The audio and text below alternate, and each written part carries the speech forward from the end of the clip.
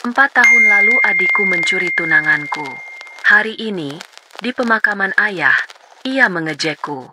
Dia tidak tahu, suamiku adalah karma terburuk dalam hidupnya. Sebelum lanjut ke cerita, jangan lupa subscribe, like, dan absen dulu di kolom komen ya. Suara isak tangis yang tertahan dan lantunan doa yang lirih menjadi musik latar di pemakaman ayah. Aku, Kirana, berdiri sedikit menjauh dari kerumunan utama, membiarkan kain kebaya hitam yang membalut tubuhku diterpa angin sepau-sepau. Duka ini nyata, sebuah lubang menganga di hati. Namun, di tengah kesedihan itu, ada semacam ketenangan aneh, seolah aku sudah terlalu terbiasa dengan kehilangan. Langkah kaki di atas kerikil basah membuatku menoleh. Adikku, Valerie, mendekat. Gaun hitamnya yang mahal dan pas badan tampak kontras dengan suasana duka yang hikmat. Riasan wajahnya sempurna, seolah pemakaman ini adalah panggung lain untuknya tampil. Sendirian saja, Kak? Sapanya. Suaranya seperti serpihan kaca, tajam dan berkilau. Aku hanya mengangguk kecil. Mata kembali menatap gundukan tanah merah yang masih baru. Aku tidak punya energi untuk basa-basi. Kasihan sekali ayah, pergi begitu cepat. Lanjutnya, tapi tak ada nada duka dalam suaranya. Yang ada hanya formalitas dingin. Ia berhenti di sampingku. Tatapannya menyapu penampilanku dari atas ke bawah. Dan kasihan juga kamu. Kak, masih jomblo di usia 38 tahun. Ayah pasti khawatir sekali meninggalkanmu sendirian. Aku menarik napas perlahan, menahan gejolak di dada. 4 tahun lalu, kata-kata itu mungkin akan meremukkanku. Sekarang, rasanya hanya seperti dengungan nyamuk. Valerie tampaknya menikmati keheninganku. Ia mengiranya sebagai tanda kekalahan. Senyum miring yang penuh kemenangan terukir di bibirnya yang dipoles lipstik merah mahal. Lihat aku, bisiknya. Lebih untuk dirinya sendiri. Aku mendapatkan segalanya. Pria idaman, uang yang tak akan habis, rumah mewah. Kamu punya apa? Kak? Hanya butik kecilmu itu. Seringai itu. Seringai yang sama dengan yang kulihat 4 tahun lalu. Seringai yang merayakan kemenangannya di atas puing-puing hatiku. Tapi kali ini, sesuatu yang berbeda terjadi. Aku tidak merasakan sakit. Aku justru tersenyum. Senyum tipis yang tulus. Aku menoleh, menatap lurus ke matanya yang kini memancarkan kebingungan. Kamu benar, Val. Aku tidak punya apa yang kamu punya. Kataku lembut. Tapi, apa kamu sudah bertemu suamiku? Kebingungan di wajah Valerie berganti menjadi cemoohan. Suami, jangan mengada-ada. Kak, siapa yang mau dengan perawan tua sepertimu? Aku tidak menjawab, hanya mengangkat tangan sedikit, memberi isyarat pada sosok tinggi tegap yang sejak tadi berdiri sabar di dekat gerbang pemakaman, memberiku ruang untuk berduka. Sosok itu mulai berjalan mendekat. Langkahnya mantap dan berwibawa. Setiap gerakannya memancarkan aura kekuasaan yang tenang. Mata Valerie mengikuti arah pandanganku. Saat sosok itu semakin dekat dan wajahnya semakin jelas, seringai di bibirnya perlahan memudar. Matanya yang tadi penuh cemoohan kini membelalak ngeri. Warna perlahan terkuras dari wajahnya yang berpoles sempurna, menyisakan pucat pasi yang mengerikan. Pria itu kini berdiri di sampingku. Tangannya yang hangat dan kuat mendarat lembut di pinggangku. Sebuah gestur posesif yang menenangkan. Senyum Valerie hilang total, digantikan oleh bibir yang bergetar hebat. Tangannya yang memegang tas desainer mulai gemetar. Ia langsung mengenalinya. Tentu saja ia mengenalinya. Damian? Desisnya. Suaranya nyaris tak terdengar, tercekat oleh horor yang tak bisa disembunyikan. Valerie membeku. Dunianya yang sempurna, yang ia banggakan beberapa detik lalu, tampak retak dan siap hancur berkeping-keping. 4 tahun terasa seperti seumur hidup yang lain. Saat itu, duniaku berpusat pada Reza. Kami adalah pasangan emas. Setidaknya begitulah kata semua orang. Aku, seorang arsitek muda berbakat, dan Reza, pengusaha properti yang sedang naik daun. Kami saling melengkapi. Aku merancang mimpi, dan Reza membangunnya menjadi kenyataan. Aku ingat sore itu, di sebuah kafe dengan pemandangan kota dari ketinggian. Di atas meja terbentang denah biru rumah impian kami. Bukan sekadar rumah, tapi sebuah mahakarya yang kami rancang bersama. Reza menggenggam tanganku di atas denah itu. Matanya berbinar penuh cinta. Ini akan menjadi istana kita, Kirana, katanya dengan suara baritonnya yang selalu membuatku tenang. Dengan studio besar untukmu di lantai 2, menghadap taman. Kamu bisa menggambar sepuasnya di sana. Aku tersenyum, menyandarkan kepalaku di bahunya. Dan kantor untukmu di sayap barat, agar kamu tidak perlu membawa pekerjaan ke kamar tidur. Kesepakatan yang bagus, ia tertawa, lalu mencium keningku. Aku tidak sabar menikahimu. Saat itu, Valerie datang bergabung. Ia baru saja lulus kuliah dan sedang magang di sebuah perusahaan konsultan. Ia duduk di hadapan kami dengan senyum ceria, memesan jus alpukat kesukaannya. Wow, kalian benar-benar serius, ya? Komentarnya, melihat denah rumah kami. Kalian benar-benar pasangan paling sempurna yang pernah aku lihat. Aku ikut bahagia.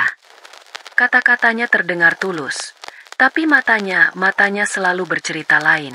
Ada kilat aneh saat ia menatap Reza, sebuah kekaguman yang terlalu dalam. Ada sedikit bayangan saat ia menatapku, sebuah perbandingan yang tak terucapkan. Aku selalu menepis perasaan tidak enak itu, meyakinkan diri bahwa itu hanyalah imajinasiku. Dia adikku, darah dagingku. Tidak mungkin ia menyimpan niat buruk. Tentu saja kami serius, Val, kata Reza sambil merangkulku. Kakakmu ini adalah hal terbaik yang pernah terjadi padaku. Aku tahu, sahut Valerie cepat. Matanya tertuju pada Reza. Kak Kirana memang selalu beruntung. Ucapan itu, selalu beruntung, adalah frasa andalannya sejak kami kecil. Ketika aku mendapat peringkat pertama, ketika aku memenangkan lomba menggambar, ketika aku diterima di universitas favorit. Kalimat itu terdengar seperti pujian, tapi bagiku, itu adalah cara halusnya untuk mengatakan bahwa aku tidak pantas mendapatkan semua itu, bahwa semua itu hanyalah keberuntungan. Malam itu, saat kami bertiga makan malam bersama keluarga, Valerie terus memuji Reza. Ia menanyakan tentang proyek-proyeknya, tentang strateginya, tentang visinya. Antusiasmenya tampak tulus, membuat Reza merasa dihargai. Aku senang melihat mereka akrab. Aku bodoh. Aku tidak menyadari bahwa di balik tatapan penuh kekaguman itu, ia sedang memetakan cara untuk merebut semua yang kumiliki. Ia tidak hanya mengagumi Reza, ia sedang mempelajarinya, mencari celah untuk masuk. Dan Reza, seperti pria pada umumnya, menikmati sanjungan dan perhatian dari seorang wanita muda yang cantik. Benih-benih pengkhianatan itu disebar tepat di hadapanku, dan aku terlalu buta oleh cinta untuk melihatnya. Pengkhianatan tidak datang seperti badai. Ia datang seperti embun pagi, diam-diam, menutupi segalanya dengan dingin sebelum kau menyadarinya. Aku mulai merasakan ada yang salah dari hal-hal kecil. Reza lebih sering lembur. Ponselnya yang biasa tergeletak di mana saja, kini selalu dalam mode senyap dan layar menghadap ke bawah. Valerie juga jadi lebih sering menginap di rumah teman, atau ada acara kampus sampai malam. Awalnya aku tidak menghubungkan kedua titik itu. Aku sibuk dengan persiapan pernikahan kami yang tinggal 3 bulan lagi. Malam itu adalah malam penentuan. Aku berencana memberikan kejutan untuk Reza. Datang ke apartemennya dengan membawa makan malam favoritnya. Aku punya kunci duplikat, jadi aku bisa masuk tanpa perlu memberitahunya. Saat membuka pintu, aku mendengar suara tawa dari arah kamar tidur. Tawa yang sangat kukenal. Tawa renyah adikku, Valerie. Jantungku serasa berhenti berdetak. Aku meletakkan kantong makanan di lantai dengan sangat pelan, seolah takut membangunkan monster. Kakiku melangkah tanpa suara di atas lantai marmer yang dingin. Pintu kamarnya sedikit terbuka. Dari celah itu, aku melihat pemandangan yang merobek jiwaku hingga berkeping-keping. Valerie hanya mengenakan kemeja milik Reza, duduk di pangkuannya. Mereka berciuman. Sebuah ciuman yang dalam dan penuh gairah, bukan ciuman persahabatan atau kekeluargaan. Waktu seolah berhenti. Suara di sekitarku menghilang. Yang tersisa hanyalah dengung panjang di telingaku dan rasa sakit yang menusuk. Begitu tajam hingga aku sulit bernapas. Kemeja yang dipakai Valerie. Itu kemeja flanel yang kuberikan pada Reza sebagai hadiah ulang tahun bulan lalu. Aku tidak berteriak. Aku tidak mendobrak pintu. Sesuatu dalam diriku pecah. Tapi bagian lain menjadi luar biasa dingin dan tenang. Aku berbalik. Berjalan keluar dari apartemen itu sepelan saat aku masuk. Aku meninggalkan kantong makanan di depan pintu. Seperti sebuah persembahan terakhir untuk cinta yang telah mati. Malam itu, aku tidak pulang. Aku menginap di hotel, menatap langit-langit kamar yang putih pucat sampai pagi. Pikiranku kosong. Hatiku hancur lebur. Keesokan harinya, aku kembali ke apartemen kami bersama. Reza tampak panik, mengatakan ia mencariku semalaman. Wajahnya penuh kebohongan yang fasih. Aku tidak mengatakan apa-apa.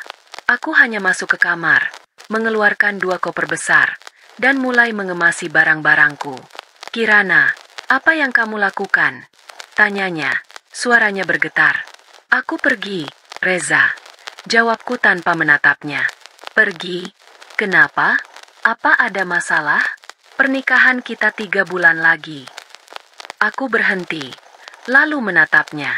Untuk pertama kalinya, aku melihatnya bukan sebagai tunanganku, tapi sebagai orang asing. "Aku tahu," kataku datar. "Aku tahu tentang kamu dan Valerie." Wajahnya pucat seketika. Ia mencoba menyangkal, tergagap, mencari-cari alasan. Tapi matanya tidak bisa berbohong. Saat itulah Valerie muncul dari pintu depan. Mungkin dipanggil oleh Reza yang panik. Ia menatapku dengan ekspresi yang sulit diartikan. Ada sedikit rasa bersalah, tapi lebih besar arogansi dan kemenangan yang coba ia sembunyikan. "Kak, tidak perlu berkata apa-apa," potongku. Aku menutup koper terakhirku, menariknya ke dekat pintu. Aku melepas cincin pertunangan berlian dari jariku dan meletakkannya di atas meja kopi. "Ini milikmu. Kalian berdua pantas mendapatkannya." Aku berjalan keluar tanpa menoleh lagi. Aku tidak memberinya kepuasan melihatku menangis atau mengamuk. Aku memberinya keheningan. Karena terkadang, cara terbaik untuk menghukum seseorang adalah dengan menghapus dirimu sepenuhnya dari hidup mereka. Aku meninggalkan mereka berdua di tengah kebohongan yang mereka ciptakan, bersama dengan gema keheninganku yang memekakan telinga. Kota baru, kehidupan baru, klise. Tapi itulah satu-satunya hal yang bisa kupikirkan untuk bertahan hidup. Aku memilih Yogyakarta, kota yang jiwanya terasa lebih lambat dan menenangkan dibandingkan Jakarta yang penuh sesak dengan kenangan. Aku menyewa sebuah paviliun kecil di daerah yang tenang, jauh dari hiruk-pikuk turis. Bulan-bulan pertama adalah neraka yang sunyi. Aku seperti mayat hidup. Aku makan hanya saat perutku terasa sakit karena lapar. Aku tidur karena tubuhku akhirnya menyerah setelah berjam-jam menatap langit-langit yang kosong. Bayangan Reza dan Valerie menari-nari di setiap sudut gelap kamarku. Pengkhianatan mereka bukan hanya menghancurkan hatiku, tapi juga merenggut rasa percayaku pada dunia, pada keluarga, dan pada diriku sendiri. Aku berhenti mendesain. Pensil dan kertas yang dulu menjadi sahabat terbaikku kini terasa asing. Setiap kali aku mencoba menggambar garis lurus, tanganku gemetar, dan yang muncul hanyalah sketsa wajah mereka yang tersenyum bahagia. Aku membenci mereka, tapi yang lebih kubenci adalah diriku sendiri. Aku merasa bodoh, naif, dan lemah karena tidak melihat tanda-tandanya. Titik baliknya datang di suatu sore yang mendung. Aku tidak sengaja melewati cermin besar di ruang tamuku dan berhenti. Aku menatap pantulan diriku. Wanita kurus dengan mata sembab dan rambut kusam. Tatapannya kosong, tanpa percikan kehidupan. Aku tidak mengenalinya. Siapa wanita malang ini? Di mana Kirana yang dulu penuh semangat dan mimpi? Saat itulah sebuah amarah yang dingin mulai merayap naik, menggantikan kesedihan yang melumpuhkan. Amarah bukan pada mereka, tapi pada diriku sendiri yang membiarkan mereka menang. Mereka melanjutkan hidup mereka. Mungkin sekarang sedang tertawa di atas penderitaanku, sementara aku membusuk di sini. Aku tidak akan membiarkan mereka mendapatkan kepuasan itu. Malam itu, untuk pertama kalinya setelah berbulan-bulan, aku mengeluarkan laptopku. Aku tidak membuka folder desain arsitektur yang menyakitkan. Aku membuka halaman kosong. Aku mulai menulis. Bukan cerita, tapi rencana. Rencana bisnis. Aku selalu mencintai batik, seni warisan yang agung. Aku melihat potensi untuk memadukannya dengan desain modern yang minimalis. Aku akan memulai dari nol. Aku menggunakan sisa tabunganku untuk membeli beberapa kain dan peralatan. Paviliun kecilku kusulap menjadi studio sekaligus bengkel kerja. Aku bekerja seperti orang gila. Aku menuangkan semua rasa sakit, amarah, dan kekecewaanku ke dalam setiap goresan malam di atas kain. Proses membatik menjadi terapiku. Panasnya lilin, aroma khasnya, dan konsentrasi yang dibutuhkannya memaksaku untuk fokus pada saat ini, bukan pada masa lalu. Aku memulai dengan menjual produkku secara online. Awalnya hanya beberapa potong syal dan taplak meja. Perlahan, pesanan mulai datang. Orang-orang menyukai desainku yang unik, yang mereka sebut tradisional dengan sentuhan urban. Dari syal, aku berkembang ke blus, kemeja, dan gaun.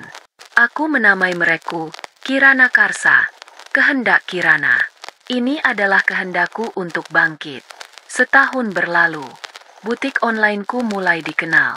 Aku sudah bisa menyewa beberapa pengrajin lokal untuk membantuku. Aku tidak lagi menatap langit-langit di malam hari. Aku terlalu lelah karena bekerja. Tapi ini adalah kelelahan yang memuaskan. Aku mulai menemukan diriku lagi. Bukan sebagai tunangan Reza atau kakak Valerie, tapi sebagai Kirana, seorang seniman dan pengusaha. Puing-puing hidupku mulai kusatukan kembali, bukan menjadi bentuk yang lama, tapi menjadi mozaik baru yang jauh lebih kuat dan lebih indah. 2 tahun setelah aku pindah ke Yogyakarta, saat Kirana Karsa mulai stabil, aku memberanikan diri untuk menghadiri sebuah pameran seni kontemporer di sebuah galeri ternama. Aku ke sana untuk mencari inspirasi, untuk melihat bagaimana seniman lain bermain dengan pola dan warna. Aku sedang berdiri di depan sebuah lukisan abstrak yang besar, mencoba menerjemahkan emosi di balik sapuan kuas yang kacau namun harmonis, ketika sebuah suara berat dan tenang terdengar di sampingku. Kekacauan yang terkendali, kata suara itu, seperti badai yang terperangkap di dalam kanvas. Aku menoleh. Seorang pria tinggi berdiri di sana, mengenakan setelan kasual berwarna gelap. Wajahnya tegas dengan rahang yang kuat, tapi matanya memancarkan ketajaman dan kecerdasan yang dalam. Dia tidak tersenyum, hanya menatap lukisan itu dengan intensitas yang sama denganku. Atau seperti hati yang sedang mencoba menyembuhkan diri, balasku tanpa sadar. Pria itu akhirnya menoleh padaku. Tatapannya menembus. Seolah bisa melihat lebih dari sekadar penampilan luarku. Sebuah interpretasi yang jauh lebih puitis, katanya, dan mungkin lebih akurat. Kami akhirnya berkenalan. Namanya Damian. Dia mengaku sebagai seorang investor yang sedang mencari potensi. Percakapan kami mengalir dengan mudah, dari seni lukis ke filosofi di balik desain batik, lalu ke tantangan bisnis kecil di era digital. Dia pendengar yang luar biasa. Dia tidak memotong, tidak menghakimi, dan tidak mencoba mendominasi percakapan. Dia bertanya dengan tulus, dan mendengarkan jawabanku dengan penuh perhatian. Kami bertemu lagi beberapa kali setelah itu, biasanya untuk minum kopi di sebuah kedai yang tenang. Anehnya, bersamanya aku tidak merasa perlu membangun benteng pertahanan. Aku tidak pernah menceritakan detail masa laluku, dan dia tidak pernah bertanya. Seolah-olah dia mengerti bahwa ada bagian dari diriku yang masih terlalu rapuh untuk disentuh. Dia tidak merayuku dengan kata-kata manis atau hadiah mewah seperti yang dilakukan Reza. Dia memberiku sesuatu yang jauh lebih berharga, rasa hormat. Dia menghormati pekerjaanku, seringkali memberikan masukan bisnis yang brilian. Dia menghormati waktuku, tidak pernah memaksa atau menuntut. Dan yang terpenting, dia menghormati keheninganku. Suatu sore, saat hujan turun deras di luar jendela kafe, Aku tiba-tiba merasa gelombang kesedihan dari masa lalu datang tanpa diundang. Aku terdiam, menatap kosong ke cangkirku. Damian tidak bertanya ada apa. Dia hanya diam, memberiku ruang. Setelah beberapa menit, dia berkata dengan lembut, "Apapun yang membebanimu, Kirana, itu tidak mendefinisikan siapa dirimu sekarang." Aku mengangkat wajah, menatapnya dengan mata berkaca-kaca. "Masa lalumu tidak mendefinisikanmu." Lanjutnya, tatapannya begitu mantap dan menenangkan. "Ketahananmu lah yang mendefinisikanmu. Caramu membangun kembali semuanya dari nol. Itu yang nyata." Saat itulah aku tahu, pria di hadapanku ini berbeda. Dia tidak melihatku sebagai wanita yang rusak atau patah hati. Dia melihatku sebagai seorang pejuang. Untuk pertama kalinya dalam bertahun-tahun, aku merasa dilihat, benar-benar dilihat, apa adanya. Cinta kami tidak meledak seperti kembang api. Ia tumbuh perlahan seperti pohon ek. Akarnya mencengkeram tanah dengan kuat dan dalam. Setahun kemudian, di sebuah upacara sederhana yang hanya dihadiri sahabat terdekat, aku menikah dengan Damian. Aku menikah dengan pria yang mencintai mozaik diriku yang baru, bukan fantasi sempurna dari masa lalu. Aku menemukan cahayaku sendiri di ujung lorong yang gelap, dan cahaya itu bernama Damian. Waktu di pelataran pemakaman seolah membeku, terperangkap dalam tatapan ngeri Valerie. Damian tidak mengatakan apa-apa. Ia hanya berdiri di sana, solid dan tak tergoyahkan, sebuah jangkar ketenangan di sampingku. Kehadirannya adalah pernyataan itu sendiri.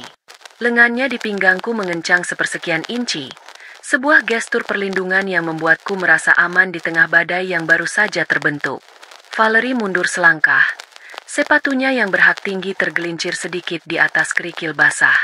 Wajahnya yang pucat kini basah oleh keringat dingin, merusak riasan mahalnya. Gemetar di tangannya semakin tak terkendali hingga tasnya hampir jatuh. "Si siapa?" Suara Reza memecah keheningan. Ia baru saja kembali dari menyalami beberapa pelayat dan kini menatap kami bertiga dengan kebingungan total. Tatapannya beralih dari wajahku yang tenang ke sosok Damian yang mengintimidasi, lalu ke wajah istrinya yang seperti baru saja melihat hantu. "Val, kamu kenapa? Kamu sakit?" Valerie tersentak, seolah baru sadar Reza ada di sana. Ia buru-buru mencoba menguasai diri. "Tidak, aku hanya sedikit pusing. Mungkin karena belum makan," jawabnya. Suaranya parau dan dipaksakan. Itu adalah kebohongan terburuk yang pernah kudengar darinya. Reza mengerutkan kening. Tidak yakin. Matanya kembali meneliti Damian. Ada kilat pengenalan yang samar di matanya. Bukan mengenali siapa Damian, melainkan mengenali tipe pria seperti Damian. Tipe pria yang memiliki kekuasaan sejati. Jenis yang tidak perlu banyak bicara untuk dipatuhi. Reza, dengan semua kekayaannya, tiba-tiba tampak seperti anak kecil di hadapan Damian. "Dan Anda?" tanya Reza pada Damian. Nadanya berusaha terdengar berwibawa, namun gagal. Sebelum Damian bisa menjawab, aku yang angkat bicara. "Dia suamiku, Damian," kataku dengan jelas dan tegas. Aku merasakan sedikit getaran kepuasan saat melihat rahang Reza mengeras mendengar kata, "suami." Damian menatap Valerie sekali lagi.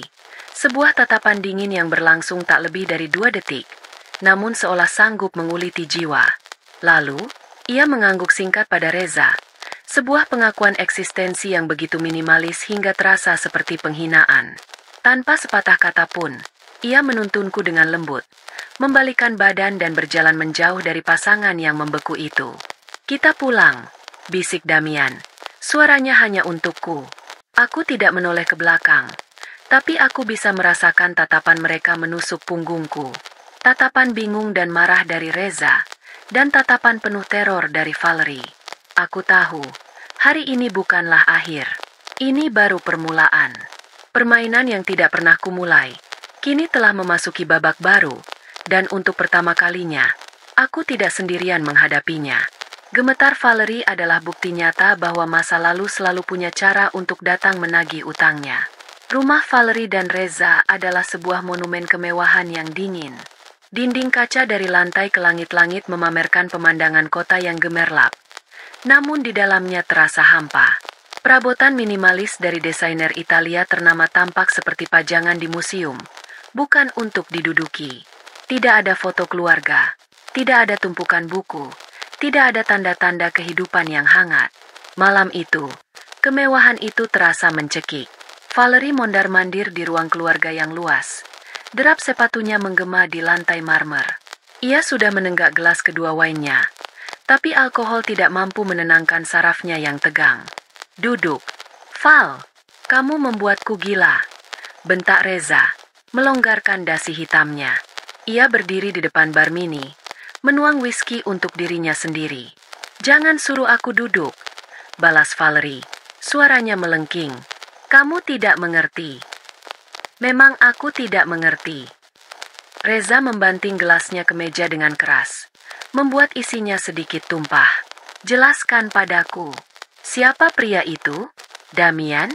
Kenapa kau terlihat seperti akan mati saat melihatnya? Kau mengenalnya. Valerie berhenti mondar-mandir. Punggungnya menghadap Reza. Ia memeluk dirinya sendiri. Aku tidak begitu mengenalnya. Hanya pernah dengar namanya di kalangan bisnis. Dia orang yang berbahaya. Berbahaya? Semua orang kaya dan berkuasa itu berbahaya. Valerie, itu bukan alasan untuk gemetar seperti daun kering.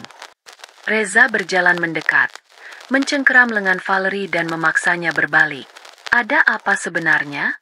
Ini ada hubungannya dengan Kirana, kan? Suaminya. Sejak kapan dia menikah? Dan kenapa harus dengan pria seperti itu? Ketakutan di mata Valerie berperang dengan kebenciannya. Aku tidak tahu. Mungkin itu hanya gertakannya. Mungkin pria itu hanya pacar sewaan untuk membuat kita terkesan. Gertakan. Reza tertawa sinis. Aku mungkin tidak mengenali wajahnya, tapi aku mengenali jam tangan di pergelangan tangannya. Patek Philippe Grandmaster Chime. Harganya lebih mahal dari semua mobil kita digabungkan. Orang seperti itu tidak perlu disewa. Valerie, dia yang menyewa orang lain. Valerie terdiam. Logika dingin Reza menghancurkan harapan kecilnya. Reza menatapnya tajam, mencoba membaca raut wajah istrinya yang panik. 4 tahun lalu, saat perusahaan ayahku hampir bangkrut dan aku mengambil alih, kau membantuku mendapatkan data tender dari pesaing kita. Kau ingat? Valerie memalingkan wajah. Itu sudah lama sekali. Perusahaan pesaing itu, namanya Kencana Group. Mereka hancur setelah kehilangan proyek itu. Aku dengar pemiliknya sakit keras setelah itu. Lanjut Reza, matanya menyipit. Apa pria itu? Damian. Ada hubungannya dengan mereka. Aku tidak tahu apa-apa, jerit Valerie, menarik lengannya dari cengkeraman Reza. Ia berlari ke kamarnya, membanting pintu hingga suara dentumannya menggema di seluruh rumah yang hampa. Reza ditinggalkan sendirian di tengah kemewahan yang terasa beku. Keraguan kini telah berakar kuat di benaknya. Istrinya menyembunyikan sesuatu yang besar, sesuatu yang berhubungan dengan pria bernama Damian. Pernikahan sempurna yang ia bangun di atas fondasi kebohongan kini menunjukkan retakan pertamanya, dan ia merasa getaran samar dari bawah, seolah seluruh bangunannya akan segera runtuh. Berbeda dengan istana kaca milik Reza dan Valerie, apartemenku dan Damian adalah sebuah sarang yang hangat. Terletak di lantai atas sebuah gedung tua yang telah direnovasi. Tempat ini dipenuhi dengan buku, karya seni, dan aroma kopi yang baru diseduh. Tanaman hijau merambat di dekat jendela yang menghadap ke taman kota yang rimbun. Ini adalah tempat perlindungan kami. Malam itu, setelah kami kembali dari pemakaman, Damian membuatkan teh kamomil untukku. Kami duduk di sofa yang nyaman. Keheningan menyelimuti kami. Namun ini adalah keheningan yang damai, bukan yang mencekam. Aku akhirnya memecah kesunyian itu. Kamu harus memberitahuku, Dam, kataku pelan, menatap matanya yang gelap. Mengapa Valerie begitu ketakutan padamu? Ini lebih dari sekadar urusan bisnis biasa, kan? Damian meletakkan cangkirnya, lalu meraih tanganku. Genggamannya hangat dan menenangkan. Aku tidak pernah ingin melibatkanmu dalam urusan masa laluku. Kirana, aku menikahimu untuk membangun masa depan, bukan untuk menggali masa lalu. Aku sudah menjadi bagian dari ini, sahutku. Sejak aku melihat wajahnya tadi, aku berhak tahu. Damian menghela napas panjang, tatapannya menerawang. Kau ingat Reza pernah bercerita bahwa ayahnya adalah seorang pengusaha properti yang hebat? Aku mengangguk. Itu tidak sepenuhnya benar. Ayahnya, Tuan Handoko, membangun imperiumnya dengan cara-cara yang licik. 15 tahun yang lalu, ada dua perusahaan properti besar yang bersaing ketat. Perusahaan milik Handoko dan Kencana Group, perusahaan milik keluargaku. Jantungku berdebar sedikit lebih cepat. Kencana Group, nama yang sama dengan yang disebut Reza. Ayahku adalah seorang idealis. Ia percaya pada kerja keras dan etika. Handoko percaya pada jalan pintas, lanjut Damian. Suaranya datar namun syarat dengan emosi yang tertahan. Saat itu, ada proyek pengembangan kota baru yang sangat besar, cukup untuk membuat salah satu perusahaan menjadi raksasa industri. Kencana Group sudah hampir pasti memenangkan tender itu. Kami punya proposal terbaik, rencana paling matang. Lalu apa yang terjadi? Bisikku. Seminggu sebelum pengumuman, seluruh data strategis kami bocor ke perusahaan Handoko. Rencana keuangan, desain, daftar pemasok, semuanya. Mereka menggunakan data kami, memodifikasinya sedikit, lalu mengajukan penawaran dengan harga yang sedikit lebih rendah. Mereka yang menang. Itu mengerikan. Itu menghancurkan kami, kata Damian. Matanya berkilat menahan amarah lama. Kencana Group bangkrut. Ayahku jatuh sakit karena stres dan patah hati. Ia meninggal setahun kemudian. Kami kehilangan segalanya. Aku harus putus kuliah dan bekerja serabutan untuk menghidupi ibu dan adik perempuanku. Aku meremas tangannya lebih erat, membayangkan semua penderitaan yang telah ia lalui sendirian. Aku bersumpah di pemakaman ayah bahwa suatu hari nanti, aku akan mengambil kembali semua yang telah dicuri dari kami. Aku membangun kembali semuanya dari nol, di luar negeri, dengan nama yang berbeda. Butuh waktu 15 tahun. Kirana, 15 tahun kerja keras tanpa henti. Dan Valerie? Tanyaku pelan, takut mendengar jawabannya. 4 tahun lalu, saat aku mulai menyelidiki kebocoran data itu lebih dalam, aku menemukan jejaknya. Seseorang dari dalam Kencana Group telah menjual informasinya. Seorang pegawai junior di divisi IT yang terlilit utang judi. Dan orang yang mendekatinya, yang merayunya dengan uang untuk melakukan pengkhianatan itu, adalah seorang mahasiswi magang yang ambisius. Namanya Valerie. Ia melakukannya untuk Reza, agar Reza bisa mempersembahkan kemenangan besar itu kepada ayahnya dan membuktikan nilainya. Duniaku seolah berputar. Jadi, bahkan sebelum merebut Reza dariku, adikku sudah terlibat dalam skema kotor yang menghancurkan keluarga suamiku. Ini bukan takdir. Ini adalah jaring kebohongan dan keserakahan yang saling terkait. Rasa sakitku sendiri kini terasa sebagai bagian dari sebuah tragedi yang jauh lebih besar. Pengkhianatan Valerie padaku bukan insiden yang terisolasi. Itu hanyalah bagian dari karakternya. Jadi, ini sebabnya kau kembali ke Indonesia. Aku kembali untuk menagih utang, kata Damian tegas. Utang yang sudah jatuh tempo selama 15 tahun. Beberapa hari setelah pemakaman, Reza mencoba mengubur keresahannya di bawah tumpukan pekerjaan. Ia berusaha meyakinkan dirinya bahwa reaksi aneh Valerie hanyalah emosi sesaat.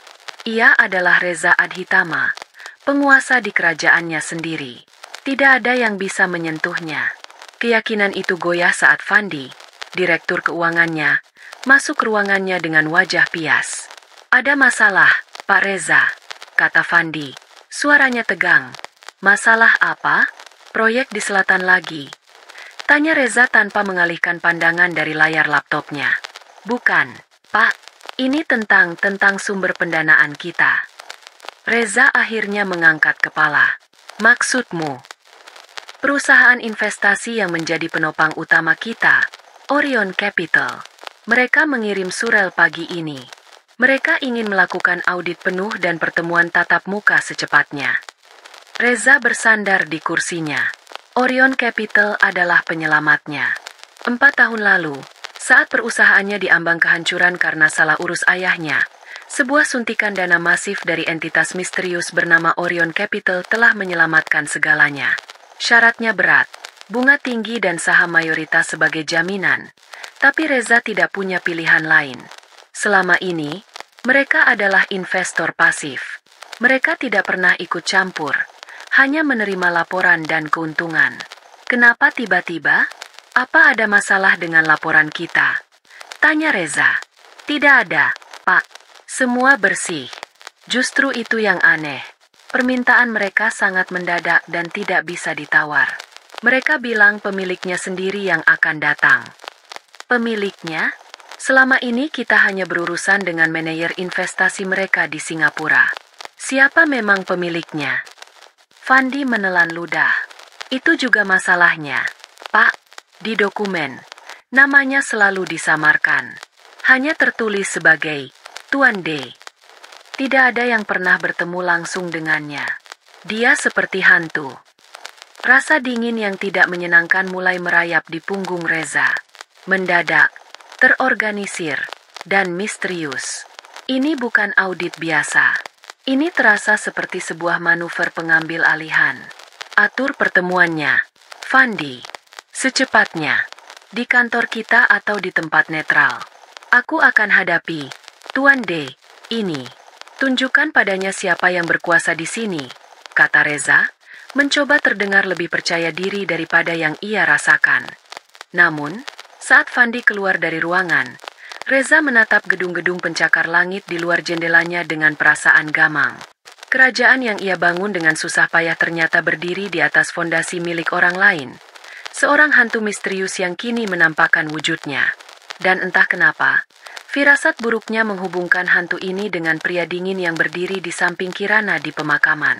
Ruang rapat di lantai teratas sebuah hotel bintang 5 terasa dingin dan impersonal. Reza datang lebih awal bersama tim hukum dan keuangannya. Ia mengenakan setelan terbaiknya, mencoba memancarkan aura kontrol dan kekuasaan. Ia sudah menyiapkan berbagai skenario negosiasi di kepalanya. Tepat pada waktu yang ditentukan, pintu mahoni yang berat itu terbuka. Yang pertama masuk adalah seorang pria yang Reza kenali dari pemakaman. Damian.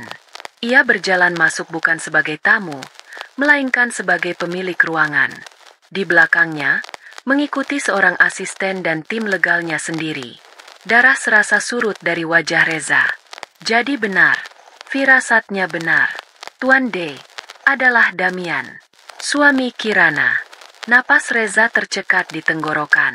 Seluruh skenario negosiasi di kepalanya menguap seketika. Ini bukan lagi pertemuan bisnis.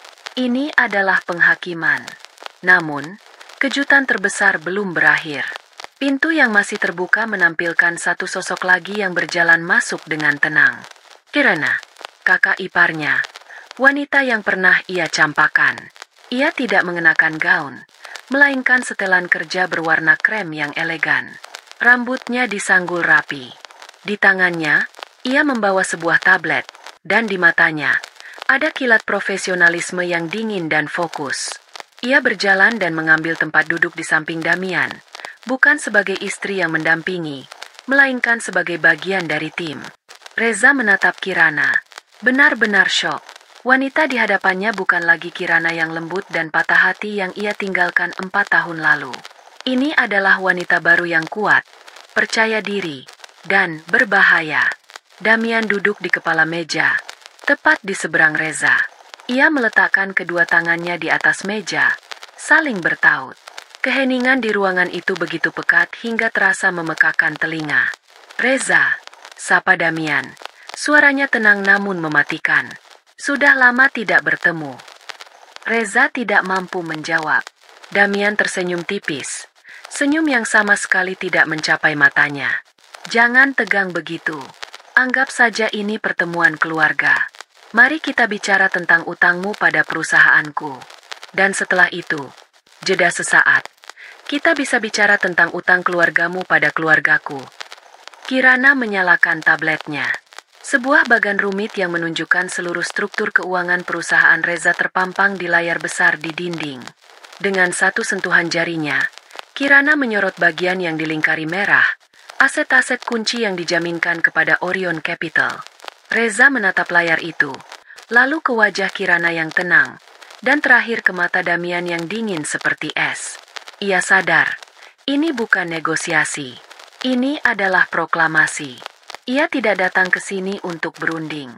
Ia datang untuk menyerah. Dunianya, kerajaannya, dan semua yang ia banggakan, baru saja runtuh di hadapannya. Keheningan di ruang rapat itu begitu berat, seolah memiliki masa. Reza menatap kami bergantian. Wajahnya merupakan kanvas dari keterkejutan, kebingungan, dan amarah yang tertahan. Timnya di belakangnya sama-sama membisu, menyadari bahwa ini bukanlah pertemuan bisnis yang mereka siapkan. Utang keluargaku? Ulang Reza, suaranya serak. Ia mencoba meraih sisa-sisa otoritasnya. Jangan bicara omong kosong, Damian. Ini murni urusan korporat antara perusahaan saya dan Orion Capital. Damian tersenyum dingin. Benarkah? Kirana, tolong tampilkan file kencana. Di layar besar, logo perusahaan Reza menghilang, digantikan oleh dokumen-dokumen lama, laporan keuangan, dan berita dari 15 tahun yang lalu. Wajah Tuan Handoko, ayah Reza, muncul di salah satu kliping koran, tersenyum penuh kemenangan setelah memenangkan tender proyek kota baru. Di sampingnya, ada berita kecil tentang Kencana Group yang menyatakan kebangkrutan. 15 tahun lalu, Damian memulai. Suaranya tenang namun setiap kata mendarat seperti palu godam. Perusahaan ayahmu mencuri proposal tender dari perusahaan ayahku. Mereka tidak hanya mencuri data, mereka mencuri masa depan keluarga kami. Itu fitnah. Tuduhan tidak berdasar, sergah Reza, meskipun setetes keringat mulai mengalir di pelipisnya. Tidak ada yang tidak berdasar di sini, sahut Kirana. Ia menyentuh tabletnya, dan di layar muncul 2 set gambar desain arsitektur yang ditampilkan berdampingan. Di sebelah kiri adalah proposal asli Kencana Group, dan di sebelah kanan adalah proposal pemenang dari perusahaan Handoko. Sebagai arsitek, aku bisa melihatnya dengan jelas. Tata letak zona komersial, desain ruang terbuka hijau, bahkan spesifikasi materialnya, 90% identik. Perbedaannya hanya pada fasad bangunan dan harga penawaran yang diturunkan 3%. Mata Reza terpaku pada layar, melihat bukti pengkhianatan ayahnya terpampang begitu jelas. Kami bahkan punya saksinya, lanjut Damian. Seorang pegawai IT dari Kencana Group yang menerima sejumlah besar uang beberapa hari sebelum data itu bocor. Ia sudah menandatangani pernyataan di bawah sumpah. Damian memberi isyarat pada tim hukumnya, dan sebuah dokumen tebal diletakkan di tengah meja. Dan kami tahu siapa yang menjadi perantaranya. Damian menatap lurus ke mata Reza, membiarkan keheningan menggantung sesaat sebelum menjatuhkan bom terakhirnya. Seorang mahasiswi magang yang sangat ambisius. Adik iparmu, Valerie, istrimu. Dunia Reza runtuh. Semua kepingan puzzle yang membingungkannya beberapa hari terakhir, kepanikan Valerie, kemunculan Damian, keterlibatan Kirana, kini menyatu menjadi sebuah gambar yang mengerikan. Ini bukan tentang pengambil alihan bisnis. Ini adalah pembalasan yang telah direncanakan selama 1,5 dekade. Utang bisnismu pada Orion Capital akan kami ambil alih sepenuhnya sesuai perjanjian, kata Damian, nadanya kembali ke urusan bisnis yang dingin. Itu artinya, perusahaan ini, gedung ini, semua asetnya, efektif menjadi milik kami mulai hari ini. Tim kami akan memulai transisi sekarang juga. Ia bangkit berdiri, diikuti oleh timnya dan Kirana. Anggap itu sebagai cicilan pertama, tambah Damian sambil merapikan jasnya. Untuk utang keluargamu yang telah menghancurkan keluargaku. Utang itu, pelunasannya akan jauh lebih menyakitkan. Mereka berjalan keluar, meninggalkan Reza yang terduduk lemas di kursinya, dikelilingi oleh timnya yang sama terkejutnya. Ia menatap pintu yang tertutup, kemudian ke layar yang masih menampilkan bukti kejahatan keluarganya. Kerajaan yang ia kira ia bangun sendiri, ternyata hanyalah istana pasir curian yang kini sedang ditelan oleh pasang. Dan arsitek dari kehancurannya adalah wanita yang pernah ia buang dan pria yang keluarganya pernah ia hancurkan. Perjalanan pulang ke rumah adalah siksaan dalam keheningan yang mematikan. Reza mengemudi seperti orang kesetanan, sementara Valerie duduk di kursi penumpang, mencengkeram sabuk pengamannya dengan jari-jari pucat. Ia bisa merasakan amarah yang terpancar dari setiap otot tegang di tubuh suaminya. Begitu mereka masuk ke dalam rumah, Reza membanting pintu hingga membuat sebuah vas di dekatnya bergetar. "Jelaskan," desis Reza. Suaranya rendah dan berbahaya. Ia tidak berteriak. Nada bicaranya yang terkendali justru membuatnya terdengar lebih menakutkan. "Reza, aku..." "Jelaskan." Kali ini ia membentak. Suaranya menggema di ruangan yang luas dan hampa. "Damian, Kencana Group, semuanya. Valerie, sekarang." Valerie tersentak. Topeng ketenangannya pecah. Air mata ketakutan mulai mengalir di pipinya. "Aku tidak tahu kalau dia akan kembali. Aku bersumpah. Aku kira masalah itu sudah selesai." "Masalah apa yang sudah selesai?" Reza mencengkeram kedua bahu Valerie, mengguncangnya. "Masalah kau membantu ayahku mencuri data perusahaan lain? Menghancurkan keluarga orang lain? Kau pikir perbuatan sekotor itu bisa selesai begitu saja?" "Aku melakukannya untukmu. Untuk kita," jerit Valerie, mencoba membela diri. "Ayahmu bilang jika kau bisa memenangkan tender itu, ia akan menyerahkan perusahaan sepenuhnya padamu. Aku hanya ingin membantumu. Aku ingin kita bisa segera memulai hidup kita. Hidup yang lebih baik dari yang dimiliki Kirana." Nama Kirana yang disebut membuat amarah Reza semakin tersulut. "Jadi ini semua karena Kirana? Kau menghancurkan keluarga orang lain karena rasa irimu pada kakakmu sendiri?" "Bukan hanya itu," isak Valerie. "Aku mencintaimu. Reza, aku sudah mencintaimu sejak pertama kali Kirana mengenalkanmu. Aku rela melakukan apa saja untuk memilikimu, untuk membuktikan bahwa aku lebih baik darinya, bahwa aku lebih pantas untukmu." Pengakuan itu, yang diucapkan di tengah isak tangis yang histeris, terdengar begitu menyedihkan dan egois. Tidak ada penyesalan di sana. Yang ada hanya pembenaran diri. Reza melepaskan cengkeramannya, mundur seolah baru saja menyentuh sesuatu yang menjijikan. Ia menatap wanita yang dinikahinya itu seolah baru pertama kali melihat wujud aslinya. Wanita yang membungkus ambisi busuknya dengan kata cinta. Wanita yang menjadi arsitek dari kesuksesan sekaligus kehancurannya.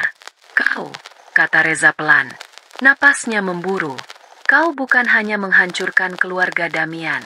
Kau juga menghancurkan aku."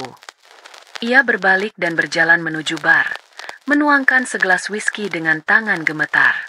Ia menenggaknya dalam sekali teguk, tapi alkohol itu tidak mampu membakar rasa dingin yang menjalar di pembuluh darahnya. Ia telah menikahi racun. Ia telah membangun istananya di atas tanah kuburan.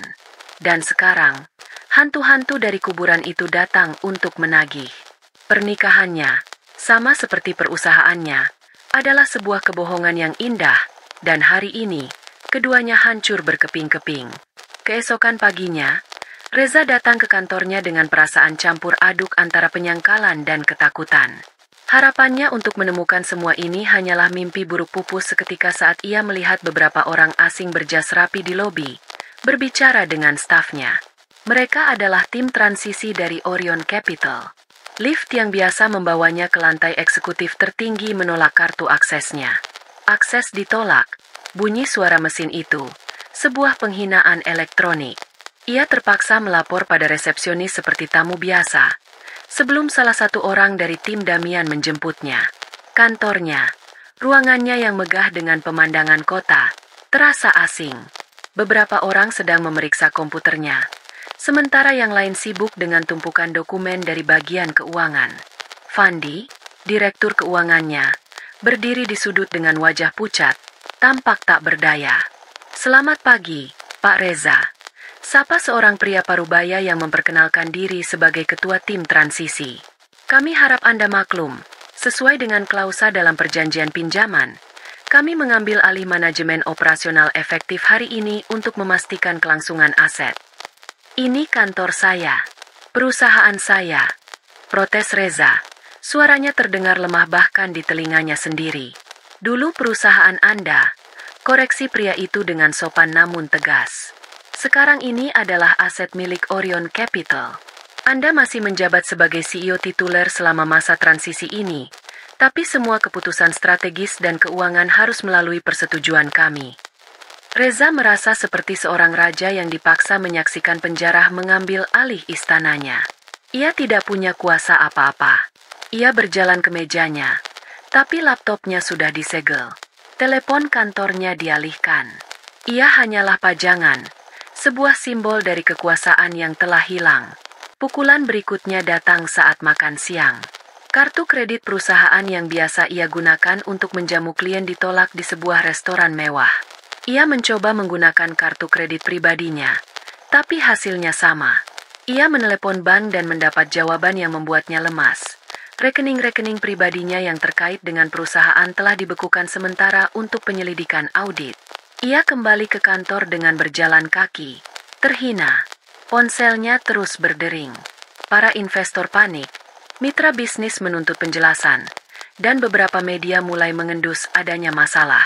Berita tentang peralihan manajemen mendadak di perusahaannya mulai menyebar seperti api. Dalam satu hari, Damian berhasil melucuti semua yang menjadi simbol status dan kekuasaan Reza. Ia tidak menghancurkannya dengan ledakan, melainkan dengan mencekiknya perlahan, memutus semua jalur oksigen hingga Reza tidak bisa bernapas. Permainan Damian bukanlah permainan yang brutal, melainkan permainan yang presisi, dingin, dan sangat efektif. Reza kini tahu bagaimana rasanya kehilangan segalanya. Ia terisolasi di tengah kerajaannya sendiri yang sedang runtuh. 2 hari terperangkap dalam neraka korporatnya, Reza sampai pada satu kesimpulan.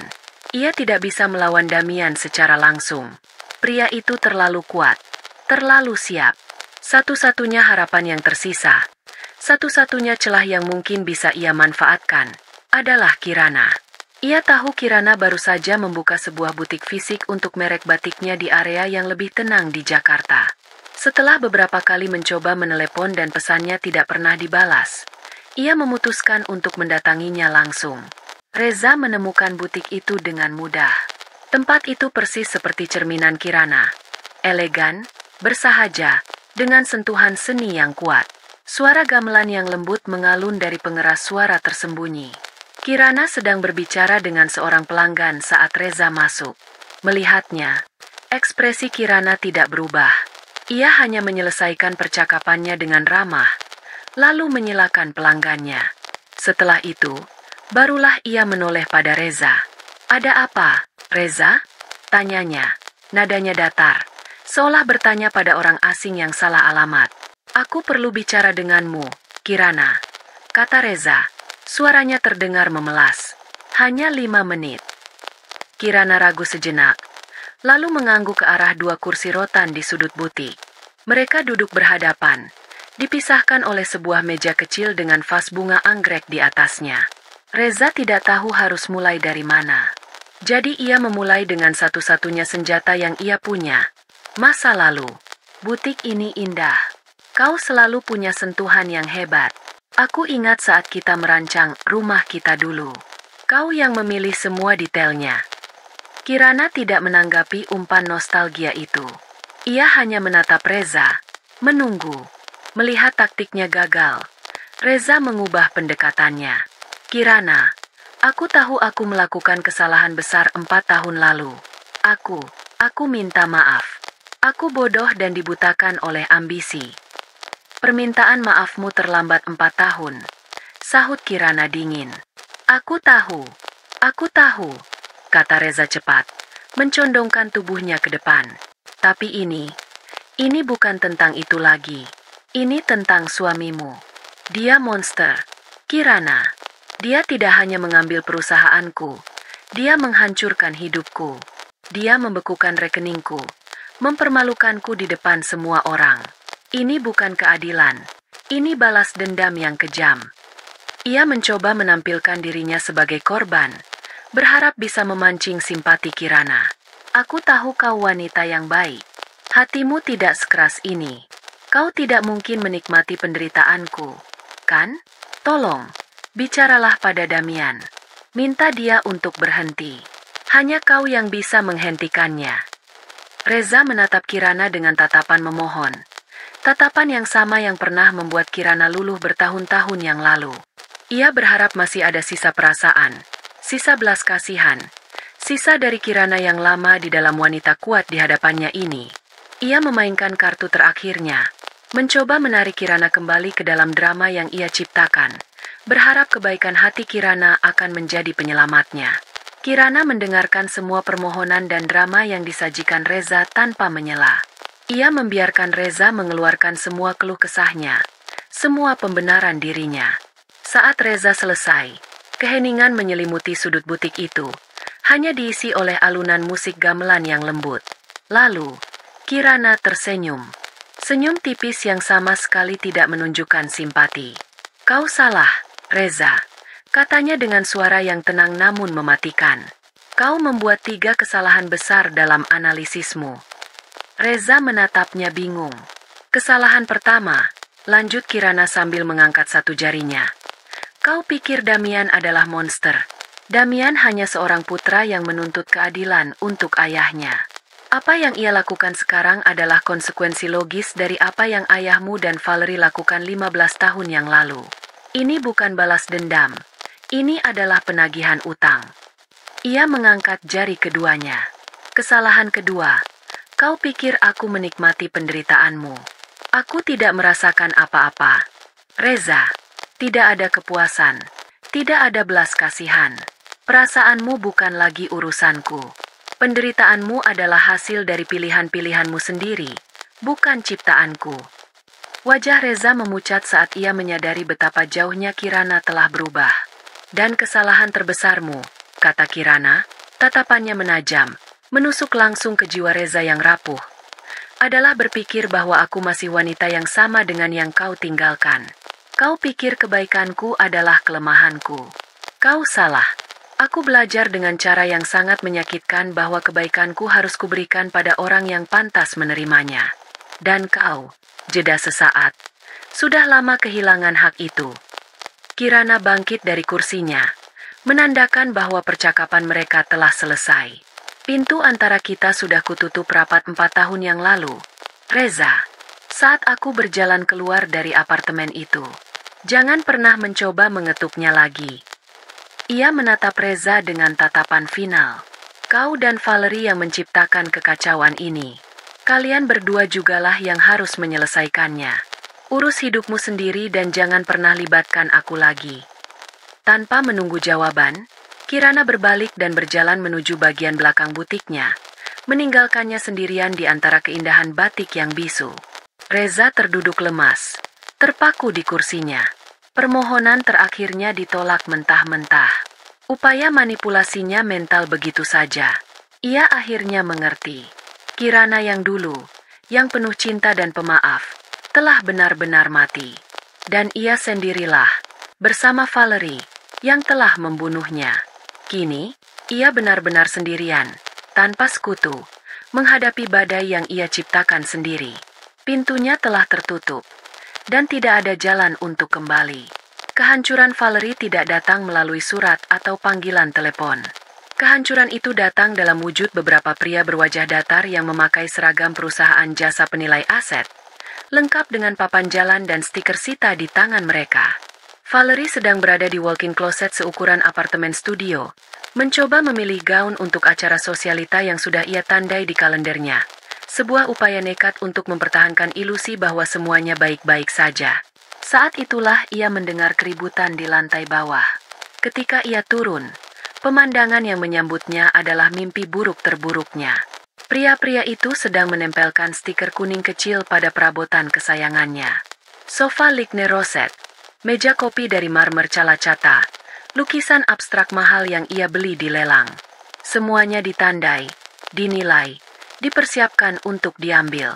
Apa yang kalian lakukan? Keluar dari rumah saya, jeritnya. Suaranya melengking karena panik. Maaf, Bu, kata salah satu pria dengan tenang, menunjukkan surat perintah. Kami menjalankan tugas dari Orion Capital, pemilik sah properti dan seluruh isinya. Saat itulah Reza pulang. Ia tidak tampak terkejut, hanya lelah dan kalah. Wajahnya kuyu, bahunya merosot. "Reza, lakukan sesuatu," raung Valerie, menubruknya. "Mereka mengambil semuanya. Barang-barang kita." "Barang-barang ini bukan milik kita lagi, Val," jawab Reza datar, matanya kosong. "Rumah ini, mobil, semuanya sudah berakhir." Jawaban yang pasrah itu menyulut api dalam diri Valerie. Kepasrahan adalah sesuatu yang tidak bisa ia terima. "Berakhir? Kau menyerah begitu saja? Aku tidak percaya ini. Setelah semua yang kulakukan untukmu, beginikah caramu membalasnya? Kau membiarkan pria itu menginjak-injak kita." "Apa lagi yang bisa kulakukan?" balas Reza. Amarahnya yang terpendam akhirnya meledak. "Ini semua salahmu. Kaulah yang memulai kekacauan ini 15 tahun yang lalu. Kaulah yang membawa kutukan bernama Damian itu ke dalam hidup kita." "Salahku." Valerie tertawa histeris. Air mata mengalir merusak riasannya. "Kau menikmati hasilnya, bukan? Kau suka saat dipuji sebagai pengusaha jenius. Kau suka saat kita menjadi pasangan paling berpengaruh. Kau menikmati semua kemewahan yang kubantu wujudkan. Sekarang saat semuanya hancur, kau menyalahkanku." Pertengkaran mereka yang sengit menjadi tontonan bagi para petugas yang tetap bekerja dalam diam. Pertarungan itu brutal dan tanpa filter, saling melontarkan semua kesalahan dan kekecewaan yang telah mereka pendam selama bertahun-tahun. Tidak ada lagi kepura-puraan. Tidak ada lagi topeng pernikahan sempurna. Yang tersisa hanyalah dua orang egois yang kapalnya sedang karam dan saling menyalahkan siapa yang membuat lubangnya. Puncaknya, Valerie berlari ke atas, dan beberapa saat kemudian turun kembali sambil menyeret sebuah koper Louis Vuitton yang besar. "Aku sudah selesai denganmu," pekiknya. "Aku tidak akan tinggal di sini dan menjadi miskin bersamamu." Reza hanya menatapnya dengan pandangan lelah. "Kau mau kemana? Tidak ada lagi yang tersisa, Valerie." Valerie tidak menjawab. Ia menyeret kopernya keluar dari pintu depan, melewati petugas yang sedang menandai piano besar di lobi. Ia melangkah keluar dari istana pasirnya yang sedang ditelan ombak, tanpa tujuan, hanya didorong oleh kesombongan dan penolakannya untuk menerima kenyataan. Ia pikir ia sedang melarikan diri dari Reza, padahal sebenarnya ia sedang melarikan diri dari kegagalannya sendiri. Setelah Valerie pergi, keheningan di rumah itu terasa lebih menindas. Reza duduk di anak tangga, menyaksikan sisa-sisa hidupnya yang mewah diangkut pergi satu persatu. Ia tidak merasakan apa-apa lagi. Amarahnya sudah habis. Keputusasaannya sudah mencapai dasar. Kehancuran Reza tidak berhenti pada asetnya. Beberapa hari kemudian, Damian, sebagai pemilik baru perusahaannya, merilis hasil audit internal kepada publik. Audit itu tidak hanya menunjukkan salah urus keuangan, tetapi juga membeberkan bukti-bukti konspirasi tender 15 tahun yang lalu, lengkap dengan salinan pernyataan saksi dan aliran dana kepada Valerie yang disamarkan sebagai biaya konsultan. Skandal itu meledak di dunia bisnis. Nama baik keluarga Adhitama, yang sudah retak, kini hancur lebur menjadi debu. Reza menjadi paria. Para kolega yang dulu menepuk punggungnya kini tidak mau menerima teleponnya. Undangan ke acara-acara bergengsi berhenti datang. Ia bukan lagi Reza Adhitama sang pengusaha sukses. Ia adalah Reza Adhitama sang penipu. Tindakan Damian berikutnya lebih telak. Atas nama perusahaan, ia mengajukan tuntutan hukum perdata terhadap Reza dan ayahnya, meskipun sudah meninggal, atas kerugian yang disebabkan oleh penipuan tender. Secara bersamaan, bukti-bukti kriminal diserahkan kepada pihak berwenang. Reza kini menghadapi kemungkinan tuntutan pidana. Ia mencoba menyewa pengacara terbaik, tapi ia tidak punya uang. Pengacara yang dulu menjadi bagian dari perusahaannya kini bekerja untuk Damian. Ia benar-benar sendirian. Puncaknya adalah saat ia harus menjual apartemen peninggalan orang tuanya, satu-satunya aset yang tidak terkait langsung dengan perusahaan, untuk menutupi biaya hidup dan membayar uang muka pengacara kelas bawah. Suatu sore, ia berdiri di depan gedung kantornya yang dulu. Sekarang nama perusahaannya telah diganti, kembali ke nama aslinya, Kencana Group. Di lobi yang megah, Ia melihat para karyawan berlalu lalang. Beberapa adalah wajah lama yang ia kenal. Yang lain adalah orang-orang baru yang dibawa oleh Damian. Semuanya berjalan seperti biasa. Bahkan lebih baik. Dunia tidak berhenti berputar tanpanya. Ia tidak sepenting yang ia kira. Ia menjadi hantu di kotanya sendiri. Dihantui oleh bayang-bayang kesuksesan yang pernah ia genggam. Kesuksesan yang ternyata hanya pinjaman. Ia sekarang tahu bagaimana rasanya berada di titik terendah. Kehilangan segalanya. Harta, istri, reputasi, dan harga diri. Ia kini menjadi cerminan Kirana 4 tahun lalu. Namun dengan satu perbedaan krusial. Kirana memiliki kekuatan dari dalam untuk bangkit. Reza hanya memiliki puing-puing kesombongan. Beberapa minggu setelah kekacauan itu mereda, Valerie menemukanku. Aku baru saja akan masuk ke gedung apartemenku setelah lari pagi. Saat sosoknya yang tampak kuyu muncul dari balik pilar. Penampilannya sangat berbeda. Tidak ada lagi gaun desainer atau riasan sempurna. Ia mengenakan jeans pudar dan kaos yang sedikit lusuh. Rambutnya diikat seadanya. Lingkaran hitam di bawah matanya menceritakan kisah tentang malam-malam tanpa tidur. Kak Kirana, panggilnya. Suaranya serak. Aku berhenti. Menjaga jarak. Valerie. Aku perlu bicara, katanya, melangkah mendekat. Ada aura keputusasaan yang pekat mengelilinginya. Kukira semua yang perlu dikatakan sudah dikatakan. Jawabku tenang. Belum. Potongnya. Matanya berkilat liar. Kau, ini semua karenamu. Sejak kau datang kembali dengan pria itu, hidupku hancur. Kau pasti sangat menikmati ini, kan? Melihatku seperti ini. Aku menatapnya lekat-lekat. Dulu, tuduhan seperti ini akan menyakitiku. Sekarang, aku hanya merasakan semacam kelelahan yang menyedihkan. Kau pikir aku punya waktu untuk menikmati kehancuranmu, Val? Tanyaku pelan. Aku terlalu sibuk membangun hidupku. Sesuatu yang seharusnya kau lakukan sejak dulu, bukannya mencoba merebut hidup orang lain. Aku tidak merebutnya. Reza memilihku. Pekiknya, meskipun suaranya tidak seyakin dulu. Benarkah? Atau kau hanya membuatnya tidak punya pilihan lain? Balasku.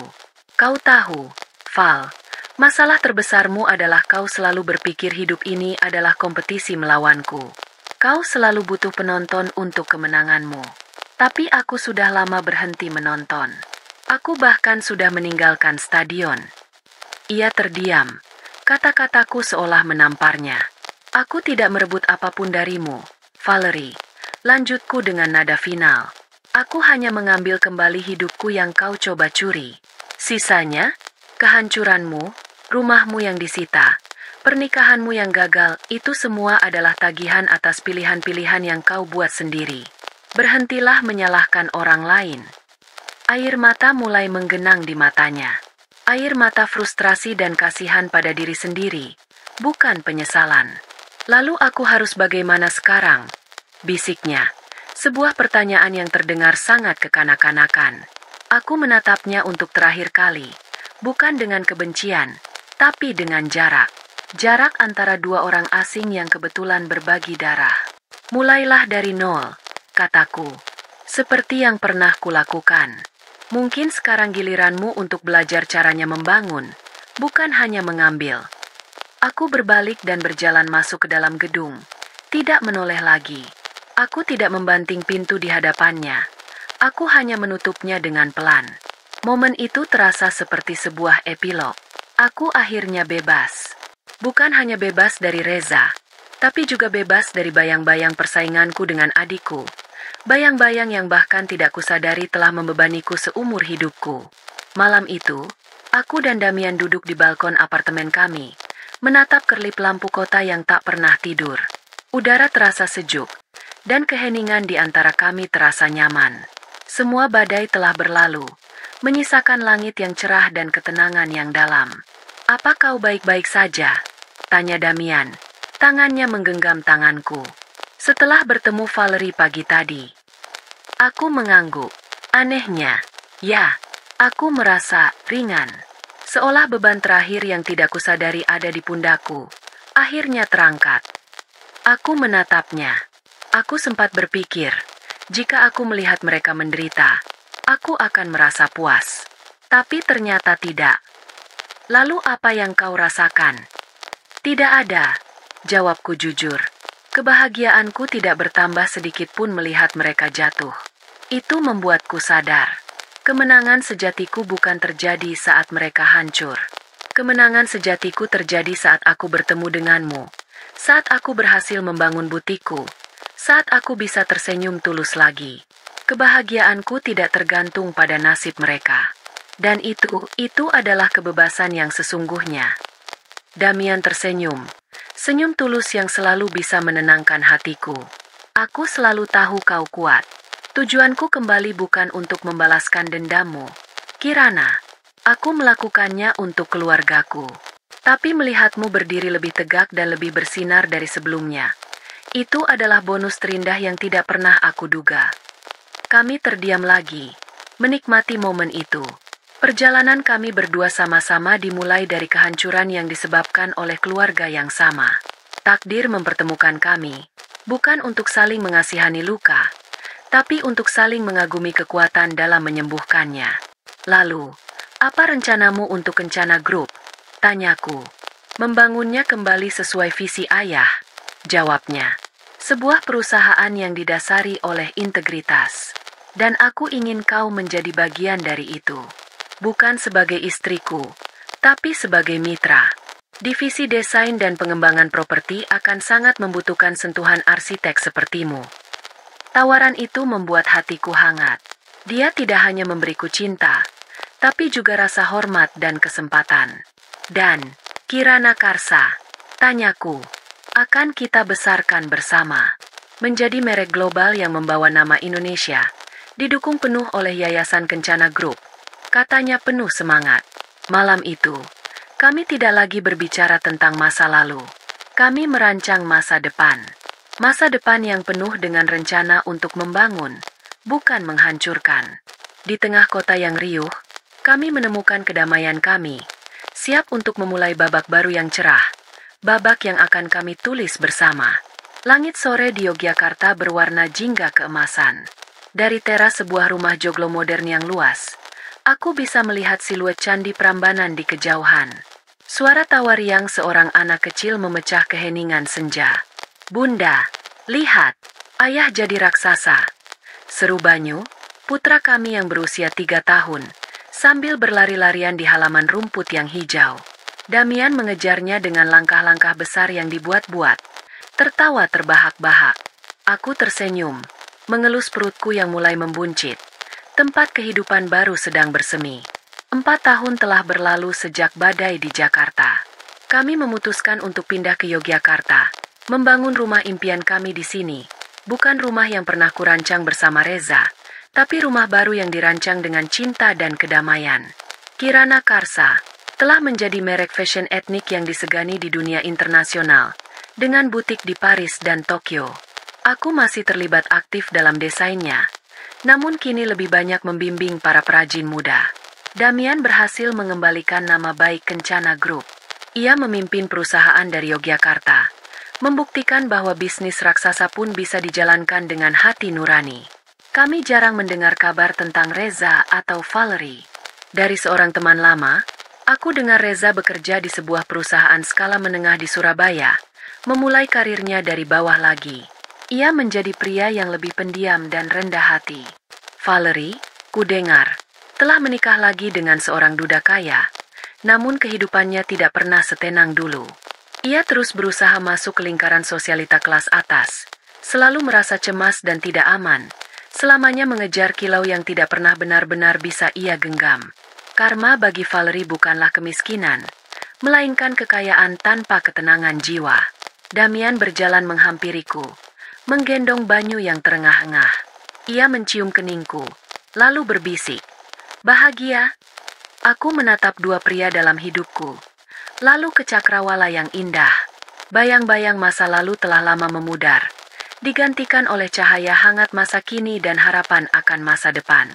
Aku tidak hanya menemukan kembali hidupku, aku menemukan kehidupan yang jauh lebih baik. Aku menyandarkan kepalaku di bahunya.